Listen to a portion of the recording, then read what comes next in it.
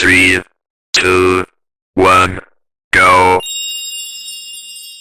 Halo anak-anak, tebak hari ini kita akan belajar apa? Penasaran kan? Yuk simak pembelajaran hari ini dengan antusias ya. Pasti dari kalian pernah menebak apakah besok akan turun hujan atau tidak? Atau siapa yang akan menang atau kalah dalam suatu permainan? Nah, semua hal tersebut ada hubungannya dengan materi yang akan kita pelajari. Hari ini kita akan belajar tentang konsep dasar peluang. Apa sih peluang itu? Simak baik-baik ya. Oke, sekarang kita akan mempelajari apa sih itu peluang. Nah, jadi peluang adalah kemungkinan terjadinya suatu peluang kejadian dalam suatu percobaan. Di dalam matematika, peluang dinyatakan sebagai angka antara 0 dan 1. Untuk peluang 0 itu berarti kejadian mustahil terjadi, sedangkan untuk peluang 1 itu berarti kejadian pasti terjadi. Selanjutnya, kita masuk ke dalam kejadian dalam peluang. Yang pertama itu terdapat kejadian mustahil. Apa sih kejadian mustahil itu? Nah, kejadian mustahil adalah suatu kejadian yang tidak mungkin terjadi. Di dalam peluang, kejadian seperti ini memiliki nilai peluang sama dengan 0. Kemudian terdapat contoh. Dalam pengambilan satu kartu secara acak dari satu pak kartu yang berisi kartu-kartu bernomor 1 sampai dengan 10, diperoleh kartu bernomor bilangan yang lebih dari 10. Nah, misalkan begini nih, kita mengambil satu kartu secara acak dari satu pak kartu yang berisi kartu bernomor 1 sampai 10. Jika kita berharap mendapatkan kartu dengan nomor lebih dari 10, tentu saja itu tidak mungkin kan? Mengapa? Karena tidak ada kartu yang bernomor di atas 10. Jadi, kejadian mendapatkan angka lebih dari 10 dari kartu 1 sampai dengan 10 disebut kejadian mustahil, sehingga peluangnya adalah 0. Sekarang kita masuk ke dalam kejadian dalam peluang yang kedua, yaitu kejadian pasti. Nah, kejadian pasti adalah kejadian yang pasti terjadi, atau dengan kata lain peluangnya sama dengan 1.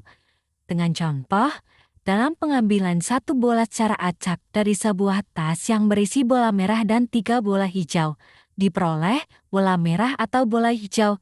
Nih, misalkan nih kita mengambil satu bola secara acak dari sebuah tas yang berisi bola merah dan bola hijau.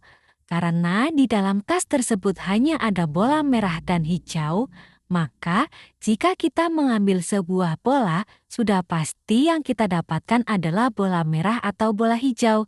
Artinya, kejadian mendapatkan bola merah atau hijau adalah kejadian pasti, karena mustahil dong kalau mendapatkan warna selain itu. Oke, sekarang kita akan belajar tentang rumus peluang suatu kejadian dalam matematika. Nah, di dalam peluang, untuk menentukan besar peluang suatu kejadian, kita dapat menggunakan rumus berikut. PA sama dengan NA dibagi NS. Nah, rumus ini artinya peluang satu kejadian ditentukan dengan membandingkan banyaknya anggota kejadian A dengan banyaknya anggota ruang sampel. Nih, kita lihat keterangannya. PA adalah peluang dari kejadian A, NA adalah banyaknya anggota kejadian A, yaitu jumlah hasil yang kita inginkan. Sementara NS adalah banyaknya anggota ruang sampel, yaitu seluruh kemungkinan hasil yang dapat terjadi. Jadi, untuk mengetahui suatu peluang, cukup kita bagi jumlah kejadian yang diinginkan dengan jumlah semua kemungkinan yang dapat muncul. Mudah kan? Yuk lanjut ke contoh soal berikutnya. Baik teman-teman, sekarang kita masuk ke contoh soal. Perhatikan ya. Sebuah dadu presisi 6 dilempar 1 kali. Nah, pertanyaannya adalah berapa sih peluang munculnya mata dadu yang lebih dari 2?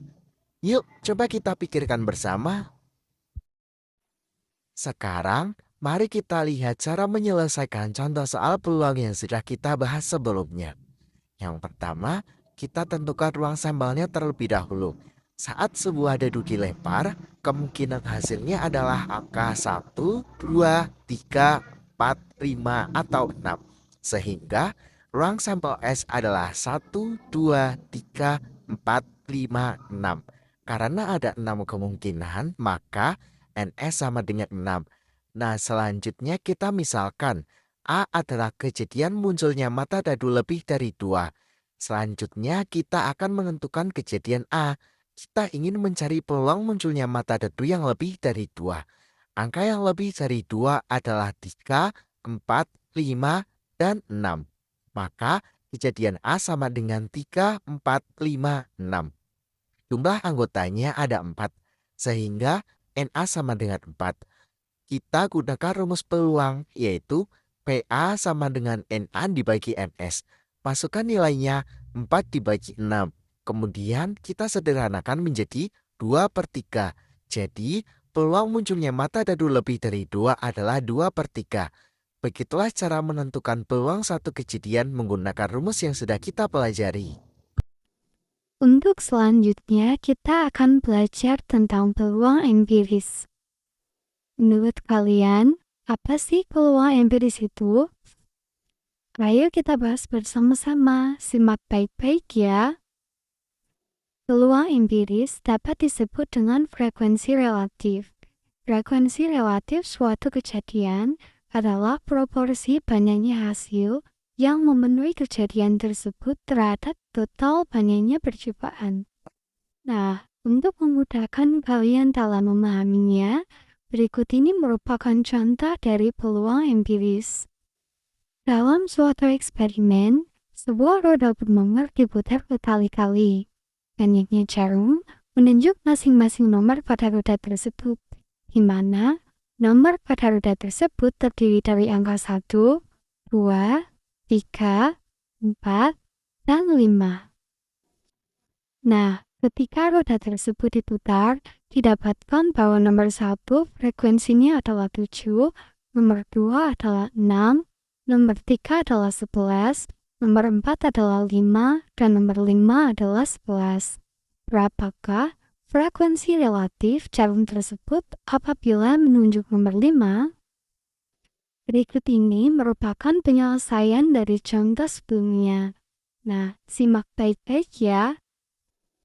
Nah, yang ditanyakan dari contoh itu adalah frekuensi relatif jarum tersebut menunjuk nomor 5.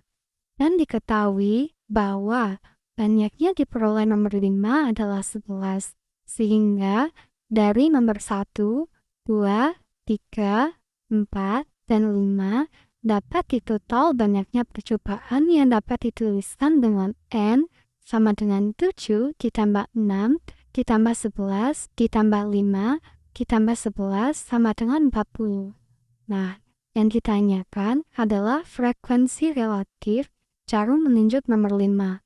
Maka dapat dituliskan FR sama dengan 11 dibagi dengan banyaknya percobaan yaitu 40. Sehingga frekuensi relatifnya adalah 0,275. Lalu, apa sih hubungan frekuensi relatif dan peluang teoritis? Nah, hubungan antara frekuensi relatif dan peluang teoritis akan dijelaskan dalam sifat sebagai berikut. Hubungan antara frekuensi relatif dan peluang teoritis dapat dijelaskan dengan sifat jika banyaknya percobaan yang dilakukan secara acak semakin besar, maka frekuensi relatif dari suatu kejadian nilainya akan mendekati peluang teoritis dari kejadian tersebut.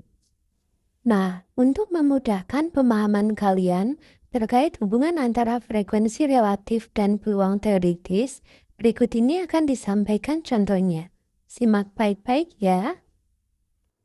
Terdapat sebuah tas yang berisikan 10 bola, di antaranya yaitu berwarna merah, kuning, dan hijau. Kemudian dilakukan percobaan pengambilan satu bola secara acak dengan pengembalian sebanyak 200 kali. Dari percobaan tersebut, diperoleh hasil bahwa bola merah memiliki frekuensi 36, bola kuning memiliki frekuensi 62, dan bola hijau memiliki frekuensi 102. Maka, berapa banyak bola merah, kuning, dan hijau dalam tas tersebut? Nah, berikut ini merupakan penyelesaian dari contoh sebelumnya. Simak baik-baik ya. Diketahui, banyaknya bola dalam tas itu adalah 10. Maka, NS-nya dapat dituliskan 10. Kemudian, kita misalkan bahwa A merupakan kejadian terambilnya bola merah, B kejadian terambilnya bola kuning, dan C kejadian terambilnya bola hijau. Nah, karena kita belajar terkait hubungan frekuensi relatif dan peluang teoritis, maka berdasarkan hubungan tersebut dapat dituliskan PA atau peluang A ekuivalen dengan frekuensi relatif dari A, sehingga hasil dari bola merah itu adalah 36 dan pengembalian sebanyak 200 kali, maka dapat dituliskan 36 dibagi dengan 200 sama dengan 1,8. Kemudian dibulatkan menjadi 2. Dan peluang dari B atau PP ekuivalen dengan frekuensi relatif B, sehingga dapat dituliskan 62 dibagi dengan 200 sama dengan 3,1.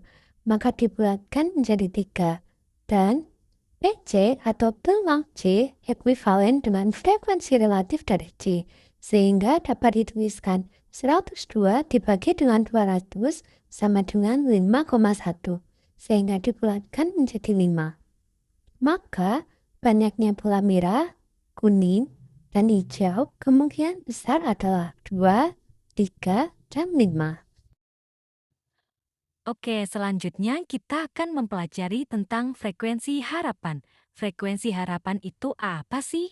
Frekuensi harapan suatu kejadian adalah perkiraan jumlah terjadinya suatu peristiwa berdasarkan peluang kejadian tersebut dalam sejumlah percobaan. Frekuensi harapan juga diartikan sebagai hasil kali antara peluang kejadian tersebut dengan banyaknya percobaan yang dilakukan. Frekuensi harapan dapat disimbolkan dengan FH. Selanjutnya, kita akan mempelajari tentang rumus frekuensi harapan. Frekuensi harapan dapat kita selesaikan dengan rumus FHA sama dengan NA dikali PA, di mana FHA merupakan frekuensi harapan A, kemudian NA merupakan peluang kejadian A, dan PA merupakan banyaknya percobaan yang dilakukan.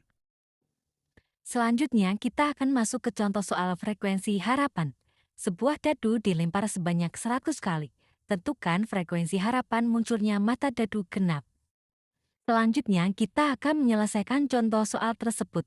Untuk menyelesaikannya, kita harus menentukan peluang kejadian muncul mata dadu genap. Mata dadu genap dari sebuah dadu adalah 2, 4, dan 6, sehingga peluang muncul mata dadu genap adalah 3/6 atau bisa kita sederhanakan menjadi setengah. Kemudian, banyaknya percobaan yang dilakukan adalah 100 kali, sehingga frekuensi harapan dari kejadian tersebut adalah FHA sama dengan NA dikalikan dengan PA, di mana NA bernilai setengah dan PA bernilai 100. Maka FH dari kejadian tersebut atau frekuensi harapan dari kejadian tersebut adalah setengah dikali 100, maka hasilnya adalah 50. Jadi frekuensi harapan munculnya mata dadu genap dalam percobaan tersebut adalah 50 kali. Oke anak-anak, jadi tadi kita udah belajar apa aja sih?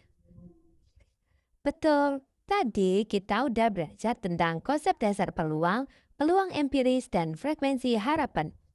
Dari yang sudah kita pelajari tadi, kira-kira kita bisa menggunakan hal tersebut untuk apa aja ya? Betul, jadi dari apa yang sudah kita pelajari tadi, kita dapat mengaplikasikan peluang untuk kegiatan sehari-hari kita di berbagai bidang. Yang pertama adalah kebiasaan yang kadang tidak kita sadari, yaitu ketika kita memprediksi turunnya hujan. Memprediksi turunnya hujan itu termasuk salah satu contoh mengaplikasikan peluang dalam kehidupan sehari-hari. Aplikasi peluang dalam kehidupan sehari-hari yang selanjutnya adalah pengambilan keputusan yang mempertimbangkan kemungkinan hasil yang akan diperoleh. Hal tersebut juga merupakan salah satu contoh pengaplikasian peluang dalam kehidupan sehari-hari yang kadang tidak kita sadari. Dalam mengambil keputusan, mungkin ada yang setuju dan ada yang tidak. Nah, dari hal tersebut itu merupakan contoh pengaplikasian peluang dalam kehidupan sehari-hari. Aplikasi peluang dalam kehidupan sehari-hari yang selanjutnya adalah dalam bidang ilmu pengetahuan alam, khususnya pada bidang biologi. Aplikasi peluang ini dapat digunakan untuk memperhitungkan peluang pewarisan sifat atau genetika dari seorang individu.